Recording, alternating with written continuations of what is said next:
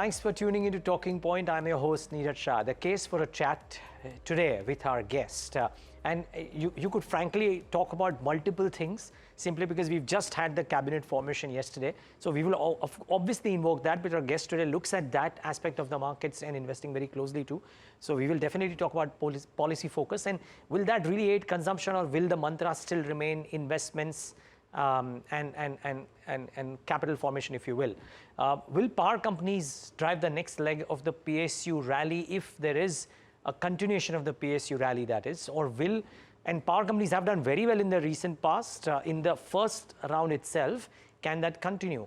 And our guest was amongst the first ones to really identify and possibly invest big in PSU banks way back in 2020. And we've seen a stupendous rally for them relative to private banks. Can that reverse, or will PSU banks still remain the better idea? Well, all of these things invoked over the next 20 minutes with Sridhar Sivaram, Investment Director, Enam Holdings, with us in our studio. Sridhar, so good having you. Thanks for taking the time out. Thanks for inviting me, Niraj. The pleasure is ours. Did last evening surprise you, because the markets were bracing that what if it's a tougher conversation? And is that net positive from an investor's mind that there's probably larger policy continuity, at least amongst the key portfolios? No, I'm not very surprised, because the key portfolios were expected to be with BJP. And it's good to see there is continuity. So broadly, we have same ministers continuing.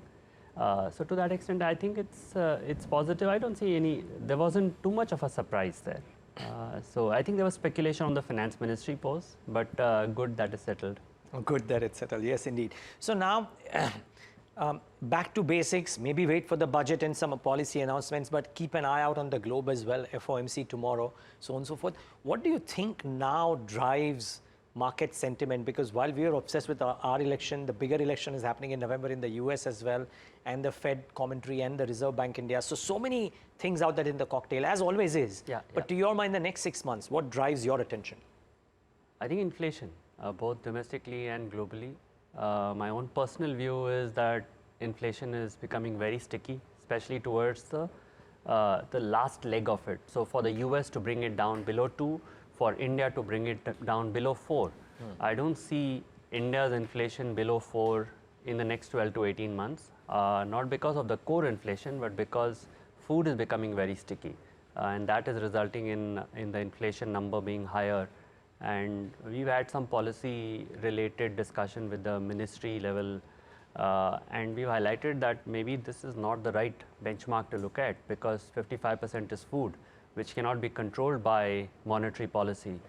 Now it's up to them and Reserve Bank to finally make a call, because if you see WPI has collapsed, literally telling you there's no pricing power, and it has achieved the purpose, which is 275 basis points of rate hike, and you've got the result, but no result with food. And obviously you don't expect food to get impacted by policy decisions, but that's how we are right now. Let's see if there are any changes to that.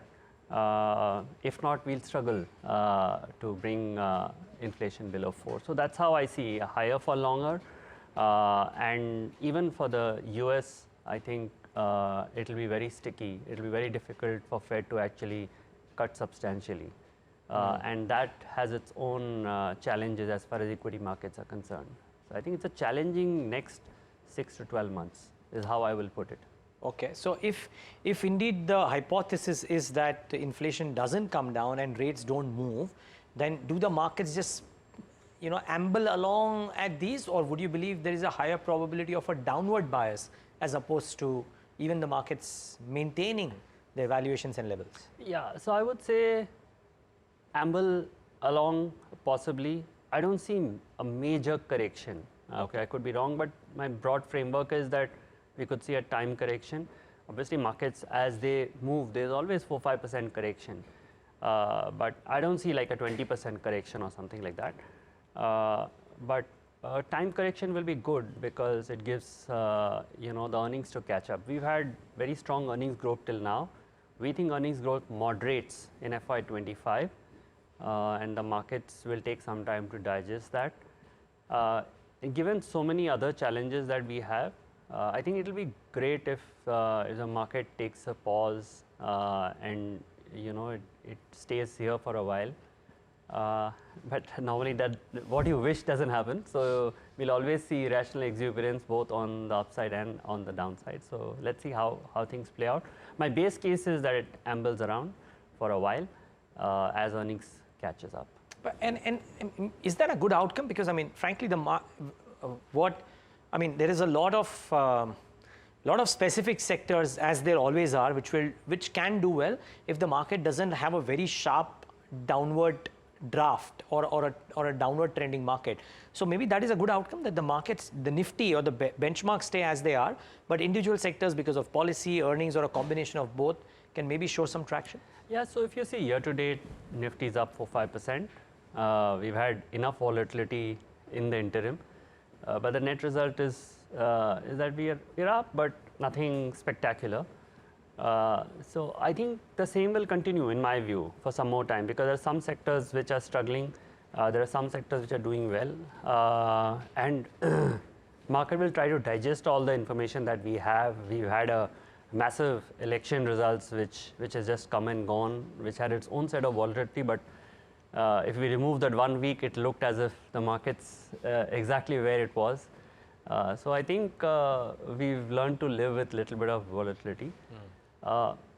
On the balance, I think it's a phase where market's trying to digest all the new information and possibly the earnings that we will see now, and then it'll take a view from there on. That's how I see. Okay.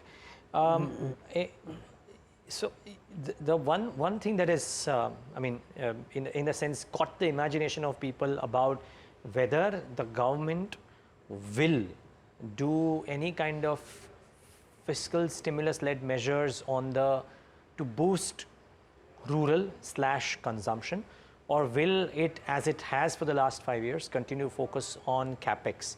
Now, the answer only the government will be able to tell us, but we can all build a hypothesis. I would love to know, how do you think about this? And is there a resultant impact on how you think about investing within those buckets per se? So I think for the current year, the government has possibly 1 lakh extra because of the RBI dividend, which could go trying to boost consumption. So I don't see any change as far as Capex is concerned. Keep in mind that there's only that much Capex that the government can do. Even last year, 10 lakh crores, they just barely managed to spend the entire amount. Our amount is about 11.5 lakh crores. There is the absorptive capacity is not that much. You cannot just say I'll do 15 lakh crores and you'll be able to do it, because these are long gestation projects. You need land acquisition. There are many other challenges to it. And I don't see the government being extremely benevolent as far as consumption and giving out, doling money is concerned. I think they're committed to the fiscal deficit number for next year, which is around 4.5, and I don't see that changing. Within the constraints, I think they will reallocate some resources to ensure they whatever they can from their side to boost consumption. I don't see anything major. No populism. I don't see. That's how I look at it. But even if they were to do it, can Capex and populism coexist? As I said, for the current year, we have 1 lakh crore extra. So we could easily use that 1 lakh crore for the so-called populism. For the next year, we'll have to see how the budget numbers play out. Our taxation growth has been extremely buoyant. So given that if your taxation is buoyant, to that extent you can use it for consumption. I doubt it will be extremely populist. That's my feel. We'll get a sense when we get the interim budget or the final budget now. I doubt if there's going to be any major change. That's how I read it. Okay. And Sridhar, so it's great to get your perspective that one, policy continuity is good, and that you do not believe that there will be excessive populism, even if there is a little bit of populist measures. Yes. So therefore, that drives one half of the investment piece. Now, my question is, private Capex to an extent has been elusive. 5-10 groups doing it, not very large. I've been hearing about how the corporate balance sheet is deleveraged now for the last 18 months. It's not putting in the money. will it take for the government to step back for the private capex to come in? Is it something else? Were they waiting for this election outcome to be out of the way? Or is it a business cycle decision that needs something to happen for that capex to come in? And therefore, so one, will that happen? And two, is there a way to play it via the equity markets? So I think it's a combination of all these factors. I think from the government's standpoint, they've done everything that they could. Right. To spur private capex, from a tax cut to all sorts of incentives, PLI schemes. So I don't think you can question the government's, intention, their, push to capex.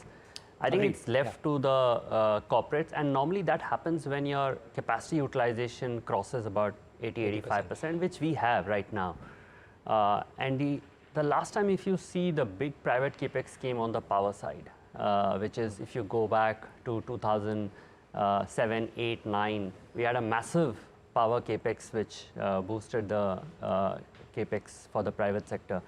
I think we're reaching somewhere similar right now, where if not on the thermal side, surely on the wind and on the solar side, we will see a lot of private capex coming in, plus the capex coming in for normal business, because your capacities are running into 80-85%. So I think it will come. Election was an excuse which is now behind us.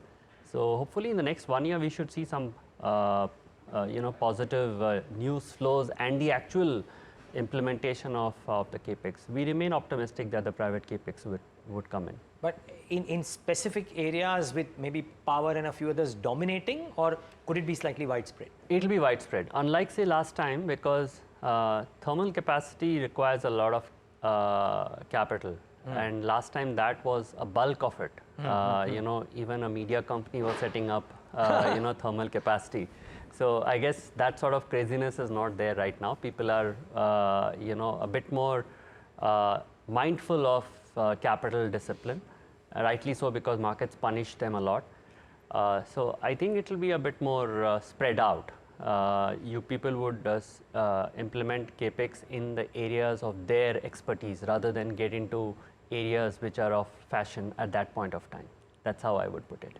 Well, the promoter entity of this media house is also setting up power capex, but they've been in that business for a while. Maybe this is new for them. So just wondering, power has multiple facets: thermal power, whether power generators or ancillaries, and non-thermal as well. While thermal is being set up, non-thermal, I remember our last conversation, you were constructive there. So do you do power generation companies or distribution, T&D, etc., or ancillaries and thermal versus non-thermal? How do you play this? So just to put some numbers, wind capacity is roughly 45 gigawatts. We'll roughly double in the next 4-5 years. Our solar is around 70-75 gigawatts. We'll triple in the next 4-5 years. Our thermal is around 220 gigawatts. We'll add about 40-50 gigawatts here in the next 4-5 years. All this is substantial. Yes. And all of this will require power evacuation. You need T&D. You'll need, wires. You'll need transformers. So I think the entire ecosystem will do well. It's left to individuals to figure out what they want to play. I think the entire ecosystem has a lot of opportunity from here on if these numbers were to play out. And looks like they will, based on the commitment that the government has, based on the commitment that private sector is showing in some of these. So I think this looks a very exciting space. It's for individuals to decide whether you want to play safe with the utility, whether you want to be a bit more, ambitious with some of the private sector ancillaries. I think there's enough and more. That's how I put. I mean, this sector is looking very exciting. So what is this individual betting on? I'm just trying to understand. A combination. I think as a combination. We like wind as a space because there are a number of players are very less. So the profit pool that gets divided between 2-3 players is a fairly large pie. So that's how we look at it. I mean, in some of the others, the number of players are large, so the pool of profits gets distributed. So that's how I would say. Okay. Okay, fair call. So, thanks for that. The other one is this. Would love to understand your thoughts around, again, the capex related piece. There is a school of thought or a set of investors who are saying that because the corporate balance sheet is deleveraged and because the Indian corporate doesn't have to go to financiers or bankers necessarily for taking the monies for putting up the capex, credit growth will not match capex growth necessarily, and therefore banks may not be the best way to play capex. Look at other themes. And there's another school of thought which says that even if that is true, the quantum of growth that India will do if the GDP has to reach whatever 10 and then more, which means you can't do without financials, and the financials are a necessary play in the portfolio. How are you thinking about it? So corporates will not put 100% of the requirement through their surpluses or through equity. They would obviously borrow because that's how the economics of a project works far better. So I don't see that changing. The question is how much they will borrow and what is the ways and means. Today, if you're a AAA corporate, you get some of the best rates. So I don't see that being a big issue. Whether banks will make substantial money out of lending to corporates is a larger question, given the competitive nature that we are facing. But given that there's hardly any NPA coming because corporates have burnt their finger in the past cycle, they're very careful in what they're investing in. Risk-adjusted ROAs may be reasonable because if you don't get NPAs, then you can still make money. I think there's a place for banks to make money in this entire corporate cycle. But yeah, I agree that the loan growth may not be high teens as we have seen in the past. The loan growth in the system may be somewhere between 12 and 14%, and that is the new norm. And even for the private sector, that it will be roughly in that range, plus minus 2% more. So that's how. So maybe if you see the private sector banks have got derated maybe for the right reasons. So in which case, if Sridhar Sivaram is an individual investor, I presume he is not managing third-party money necessarily, he doesn't have to meet the benchmarks. He probably can do even without having banks in the portfolio at all. Does Sridhar Sivaram bet heavily on private sector banks currently, or is his 100 rupees getting split No, unevenly? I think banks are integral part. So if you're not looking at say 3-6 months and you're looking at say 3 years, 5 years, then these banks are giving you very attractive entry valuations right now. So why would you want to stay away from them? I'm not worried the next 3-6 months here they have some challenges. The CD ratios are not the best, and RBI is pushing them to bring the CD ratio down. It can have an impact on their near-term credit growth or earnings, but over a medium term they will come back. No, I like private sector banks. I like PSU banks also. Yeah, I was going to come to that. Yes. But sir, just to round off that point, in private sector banks, if you like them, the large ones, because all of them have come off, so do you bet on the large ones and the relative safety, or are you are doing your own research, of course, but are you going down the ladder in the second round, third round? I like the large ones. You like the large ones. Okay. And PSU banks, now kudos on that call, by the way. Thank yes, amazing call. But it has run, I'm not saying it's run its course, but it's certainly run the last 3-4 years ahead of the private sector banks. Can they continue to do that? So I'll just put some numbers Please. to put in perspective that in FY21, the top 7 PSU banks' profits were around 30,000 crores. Last year, they ended at 1,40,000 crores. Profit, I'm talking profit after tax. These banks, their profits grew faster than the stock price, each and every one, including SBI. Their profits grew faster than the stock prices. So effectively what it means is they've got derated over this last 3-year period. Now, how do I see this? Yeah. I mean, obviously they have run well. So now we are a bit more selective. So we still find, PSU banks which are, reasonable size, which have 20% plus ROA and trading at one-time book. So I don't see any reason to sell some of these because they're giving me extremely good numbers. Will they get more re-rated from here? Possibly not. But if they grow at, say, if the profit grows at, say, 15 to 18%, roughly I should get that sort of returns from the stock. Obviously, the starting point in November or December of 20 was so absurd for us. I mean, we bought them at 0.3 book. Those are once in lifetime when you get opportunities like this, and you have to be brave to buy them. I mean, easier said than done. I know so many of my fund manager colleagues who said you guys are making a big mistake, and now a lot of them have PSUs in their portfolio. I'm not complaining. All of us make mistakes, okay? But it's just that these banks have come a long way, and when you meet some of these chairmen, you just feel that, wow, they're talking like HDFC Bank used to, in the heydays. They want to give quarter-on-quarter profit growth. They want to have YOY profit growth. So they make contingent provisions to ensure that the profits don't look absurdly high. So I think they've come a long way. We're still bullish on some of them, but not all. That's how I would say. So I have 2 minutes left. I have 3 questions. So I'm going to make it a bit of a 40 seconds each. Sure. Is there any other sector in the space that PSU banks were in 2020? Wow.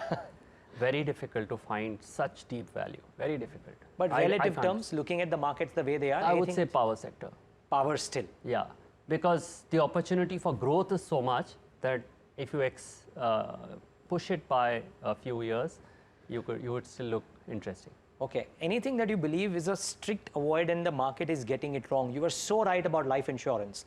Is that still the one, or is there something else that the market, to your mind, is misreading in its optimism? I'm personally bearish on the IT sector because I think they're getting disrupted by AI.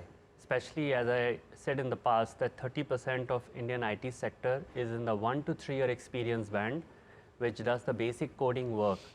And look at last year's the number of people that left the IT sector, almost 10% if you take Infosys and all the others. And this is telling you that that bottom segment is getting disrupted. Companies don't want to accept it. But the experts and all the other research that I do tells me that this is getting disrupted. It's not a good news for India, but unfortunately that's the reality. Yeah, not good news for sure. Okay, one last thing, off market, Sridhar Sivaram, you are a big wildlife enthusiast. Anything that you've come across which is a great place for people to go to, which may have been unexplored? It'll do justice to that place because tourism could go up. Anything? Yes. So I was in Dudhwa in UP, a very unexplored place. Not too many people know about it. People don't even know UP has wildlife. It's possibly one of the most beautiful jungles because it's a Terai region and it is green throughout the year. And I got massive tiger sightings, but more than the tiger sightings, the jungle is so beautiful. I would recommend people to explore Dudhwa as a wildlife destination. Okay, with that tip, Sridhar Sivaram, thanks so much for taking the time and being with us on the show today. Yes. Now, the pleasure always is entirely ours. Thanks so much. And viewers, thanks for tuning into this edition of The Talking Point.